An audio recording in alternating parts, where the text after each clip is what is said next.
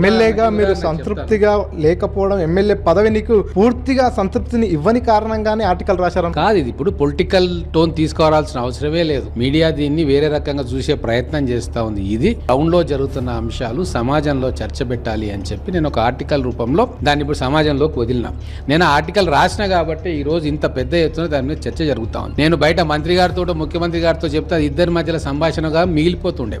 అలాగే ఇప్పుడు జరుగుతున్న కార్యక్రమం ఏమైంది అంటే గత 2 సంవత్సరాల్లో కూడా గ్రామాల్లోకి వెళితే ఎమ్మెల్యే అనే వ్యక్తి ఆ గ్రామస్తుల సమస్యలు పరిష్కరించడానికి ఒక సాధనం కూడా లేదు. అన్ని అర్జీలను మనం నెక్స్ట్ ఏం చేస్తాము, కలెక్టర్ గారి దగ్గర ఫండ్ లేదు. విపత్కర పరిస్థితులు, వర్షాలు వచ్చి కొట్టుకుపోతున్నప్పుడు కూడా వారికి సఫిషియెంట్ ఫండ్ ఉండట్లేదు. అటువంటప్పుడు ఆమె దాన్ని ఏం చేస్తుంది, పైకి ప్రిన్సిపల్ సెక్రటరీ దగ్గర కన్సర్న్ డిపార్ట్మెంట్ కి పంపిస్తుంది. అక్కడ ఎవరు కూడా పట్టించుకునే నాదులు లేరు. ఇప్పుడు ఇంటర్నల్ గా మేము ఇద్దరం ముగ్గురం మాట్లాడుకుంటే కాదు కదా, ప్రజల్లోనే చర్చ జరగాలి. ప్రజల్లో చర్చ జరిగినప్పుడు దాని పర్యవసానం అధికారులకు తెలుస్తుంది, నాయకులకు తెలుస్తుంది, పాలసీ మేకర్స్. ఎక్కడైతే 5 లక్షల రూపాయలు పెడితే ఆ గ్రామాల్లో పని అవుతుందో, ఆ గ్రామస్తులు సాటిస్ఫై అవుతారో వాటి మీద దృష్టి లేదు. ఆ ప్రభుత్వంలో పాలసీ మేకర్స్ కు కూడా ఈ అధ్యయనం వాళ్ళకు కనువిప్పు కలుగుతుంది అని చెప్పి రాసినాం. చిన్న వీధి లైట్ మనం మార్చుకోవాలంటే దానికి ఎంతో తతంగం. పంచాయత్ సెక్రటరీ దగ్గర నిధులు లేవు. సర్పంచ్లు ఉన్నప్పుడు కొద్దిగా జేబులో వేసుకొని అటో ఇటో చేసేవారు. ఆ సర్పంచ్ల పదవీ కాలం అయిపోయింది. ఎలక్షన్స్ ఇప్పుడు ఇంకా టైం పడుతుందేమో. ఈ రిజర్వేషన్స్ కారణంగా అది ఎప్పుడైతుందో తెలియదు. మరి గ్రామాల్లో ఎవరు పట్టించుకోవాలి, బాధ్యత ఎవరి దగ్గర ఉంది?